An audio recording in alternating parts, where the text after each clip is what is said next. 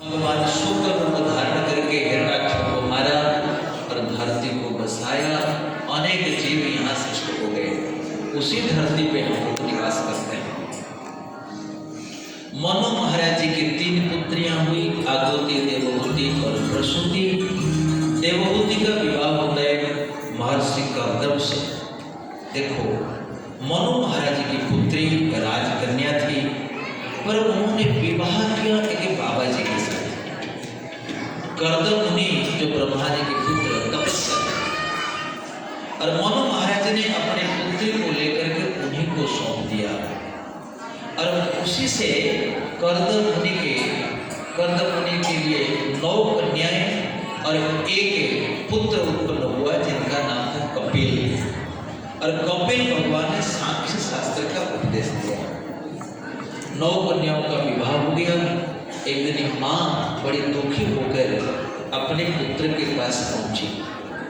उन्होंने कहा, बेटा, मैंने अनुभव कर लिया इस संसार में कुछ भी नहीं है। तो कपिल भगवान कहते, माँ तुमने क्या अनुभव किया? माता कहती है, बेटा, तुम्हारे पिताजी ने तपस्या करके एक कामुक विमान बनाया। कामुक विमान है माता, उसको कहते हैं एक तपस्या से योग सिद्धि से बनाया, जिस विमान में बैठ करके कहीं भी जा सकते हैं। तो कपिल की माँ देवहूति और कर्दम ना जाने कितने हजार वर्ष तक घूमे, नंदनवन घूमे और कहीं अमरावती घूमे, कहीं और कहीं घूमे, दुनिया भर के जितनी जगह है सब घूमे। अद्भुत योग सिद्धियां होती है। देवहूति सेवा करते करते थक गई थी। कर्दम मुनि की समाधि खोली। उन्होंने कहा, तुम राजा की पुत्री होकर के तुम्हारे मन में जरा सा भी दम्भ अहंकार नहीं है। तुम्हारे पिता चक्रवर्ती सम्राट हैं और तुमको मुझे सौंप करके चले गए, और तुमने कितने प्रेम से मेरी सेवा करी। माताएं, बच्चे, इस बात को सुनो। कर्दम मुनि की सेवा देवहूति करती है। राजपुत्री आजकल का जो परिवार टूट रहा है, इसी कारण देवहूति कैसे सेवा करती है? विश्रम्भेण आत्मशौचेन गौरवेण दमेन च। देवहूति ने कभी ऐसा नहीं सोचा कि मैं राजा की पुत्री हूं, तुम्हारे से पकड़ की सेवा करूंगा। विश्रम माने विश्वास। पति पत्नी में विश्वास होना बहुत आवश्यक है। जिन पति पत्नियों में विश्वास नहीं है, वो घर टूट जाता है ना? तो सबसे पहले विश्रम माने विश्वास। पति पत्नी में गहरा प्रेम होना चाहिए। और माताओं, आप इधर वाले जो बैठे हो, सुनो, ईश्वर के निर्मित ये मित्रता जो है, पति पत्नी की मित्रता है। आप मित्र बना सकते हो, लेकिन ईश्वर ने आपको पत्नी को मित्र के रूप में दिया है, और हर पत्नी के लिए पति उनका मित्र है। आपस में विश्वास होना चाहिए। कभी भी पति पत्नी को धोखा नहीं देना चाहिए। पत्नी पति को धोखा ना दे और पति पत्नी को धोखा ना दे, तब परिवार बिठा होगा। तो भागवत की यही सीख है। देवहूति ने बिल्कुल उसने मन में ये भाव लाए। सोचो कि 10,000 वर्षों तक समाधि में बैठ गए कर्दम मुनि और ये सेवा करती रही। आजकल की लड़कियों तो रहती बिल्कुल नहीं रही। वो कहेंगे 10,000 वर्षों तक तो हम वेट करेंगे। नो, ये बेकार है। वो फोन करेगी, मम्मी। हाँ बेटा बोलो। क्या बोलो? अरे बोलो तो सही, क्या हो? तुम्हारे दामाद 10,000 वर्षों तक भजन में बैठे। मम्मी कहेगी, नालाई को छोड़ करके इधर आया, हम तुम्हारी दूसरी शादी करवा देंगे। जिस समय माता पिता बच्चों के अफेयर में हाथ नाक डालते हैं, वो परिवार नष्ट हो जाता है। खास करके भैया, जिसमें माँ अपने बेटी में हाथ डालती है, बेटी तो गई, उनको विवाह करा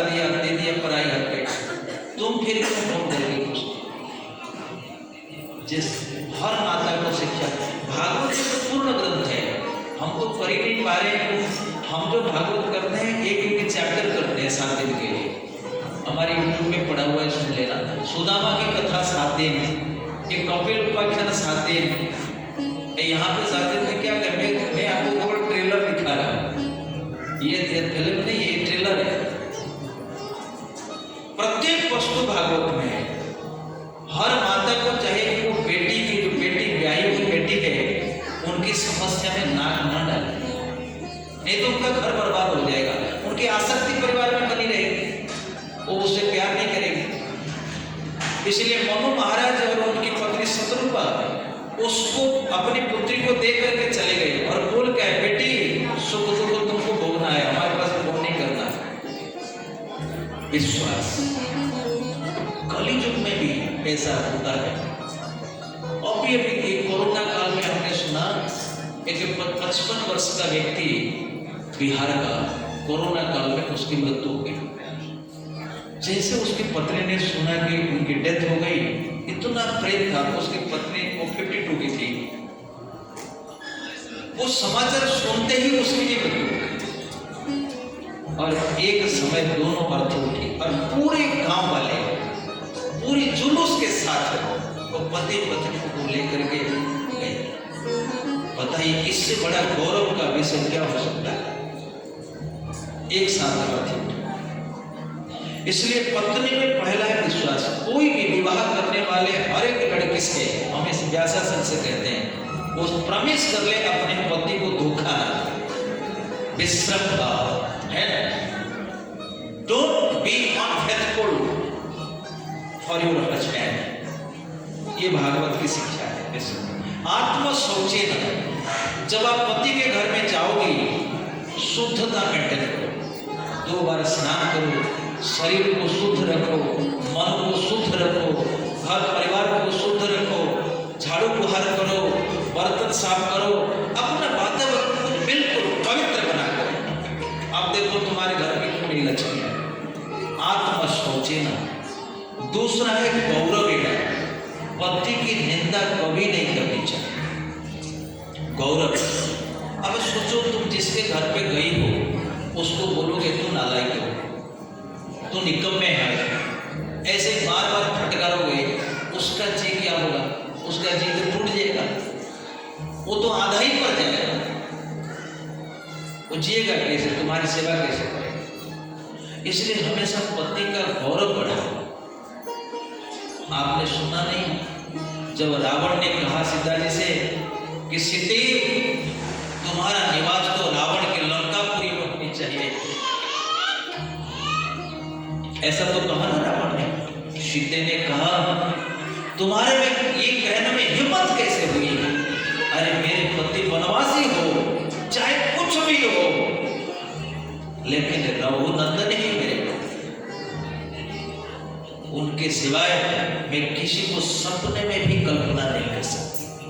हे चंद्रहास, या तो तुम मेरा आलिंगन करोगे या तो रावण से पहले चंद्रहास मेरा आलिंगन करेगा, माने खड्ग से हमारी मृत्यु। सोचिए रावण के अशोक वाटिका में सीता जी पूरा विश्वास के साथ रावण को ललकार, किस आधार पर? उनका जो सतीत्व, उनमें जो शुद्धता, उनमें जो पवित्रता, उस पवित्रता के बल पर इसे सती साध्वी नारी महान शक्तिशाली रावण को ललकार।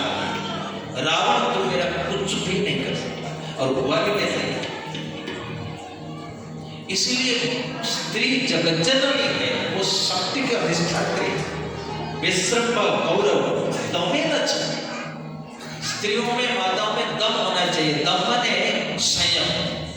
आज तुम्हारे पति के पास थोड़ा पैसा है, आज आपकी इच्छा की पूर्ति नहीं हो पा रही है, आप जो साड़ी चाहते हो, जो चूड़ी चाहते हो, जो आपकी आवश्यकता है नहीं कर पा रहे, उनके प्रति द्वेष की भावना मत रखो। अपने आप को कंट्रोल करो, नियंत्रण करो। दमे न चाहिए। शुश्रूषया सौहार्देन वाचा मधुरया चरो। कितनी बात देखो गिनो। सबसे पहले विश्वास, शुचिता, पवित्रता, पति को आदर देना, अपनी इंद्रियों को संयम में रखना, और परिवार की सेवा करना और पति के परिवार के साथ मित्रता रखना और मधुर मधुर वाणी से व्यवहार करना, ये 8 चीज यदि कोई कन्या अपने डायरी में लिख लेती है और यदि उनके परिवार में कोई दिक्कत आती है तो मेरे से बात करें।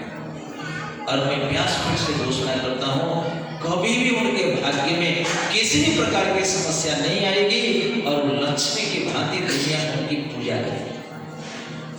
तो देवहूति कपिल की पत्नी और उन्हीं के गर्भ से जो स्त्री इस तरह से सेवा कर सकती है तो भगवान कपिल को जन्म देने का सौभाग्य उन्हीं को प्राप्त होता है। बोलिए कपिल भगवान की जय। और शुद्ध परिवार में शुद्ध चेतना की जागृति होती है और माँ एक दिन कपिल के पास आकर के कहती है, तम त्वागताहं शरणं शरण्यं, तम त्वागताहं शरणं शरण्यं, स्वभृत्य संसार करो उद्धारं, स्वभृत्य संसार करो उद्धारं, जिज्ञासयाहं प्रकृति पुरुषस्य, जिज्ञासया पुरुषस्य, नमामि सद्धर्मवेदां वरिष्ठं, नमामि सद्धर्मवेदां वरिष्ठं, तं त्वागताहं शरणं शरण्यं, तं त्वागताहं शरणं शरण्यं। मेरे बेटे, मेरा लाल, माँ अपने पुत्रों को प्रणाम करती है। ये भागवती वार्ता है। One mother is respecting her son. त्वां त्वागताहं शरणं शरण्यं पिता, मैं तेरी माँ हूँ। 10 माह में तुझे कोख में धारण करके मैंने तुम्हें जन्म दिया है। परंतु बेटा, जीवन में सारा कुछ भोग करने के उपरांत मेरी आत्मा प्रसन्न नहीं, क्योंकि देवहूति ने देखा जो भोग दुर्लभ है वो सारे भोग मेरे पति देव ने मुझे दिए हैं, सारा भोग। इसलिए देखा जाता है भोग करने के बाद ही वैराग्य होता है। जिन लोगों ने भोग नहीं किया उनके मन में वैराग्य की कमी होती है। लेकिन ये भी एक दोष है, भोग का कोई अंत नहीं है। जितना भोग करोगे, जैसे अग्नि में जितना आहुति डालोगे उतनी अग्नि की सीधा और लपट पाएगी। इसलिए न जातो काम कामना उपभोगे न साम्यति, जितना भोग करोगे तुम सोचोगे कि तुम्हारी कामना पूर्ति हो जाएगी ना। We have to control ourselves. सो माता देवहूति अपनी एक्सपीरियंस बताती है, बेटा आपके पिताजी ने मुझे सारा भोग दिया है। कहां तक गए? कामक विमान में हमने पूरे दुनिया का पर्यटन किया। कहां कहां नहीं गए? सब गए। नंदनवन, पुष्पभद्र, अमरावती, अलकापुरी, सर्वत्र हम गए। जो हमारे भारत में हम कल्पना नहीं कर सकते, विश्व में भी, अमेरिका वगैरह में। स्वर्ग, मर्त्य, पाताल, जहां को भोग गए, परंतु फिर भी मेरा मन तृप्त नहीं है। यही भाव हम सब में। आप चाहे कितना भोग लो, जीवन में अंत समय में अशांति तो आएगी। इसलिए पुत्र के शरणागत होकर के माता कहती, बेटा हमको उपदेश दो।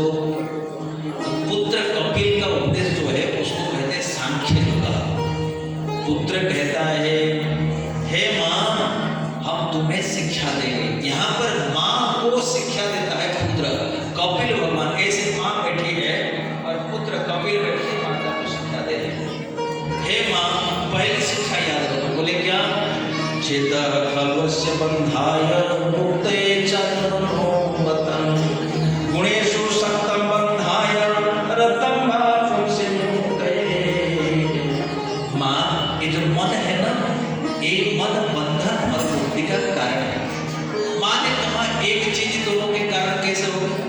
तो कपिल भगवान ने कहा, माँ चाबी देखिए, चाबी। हाँ बेटा, रोज में चाबी लगाते हो। बोले चाबी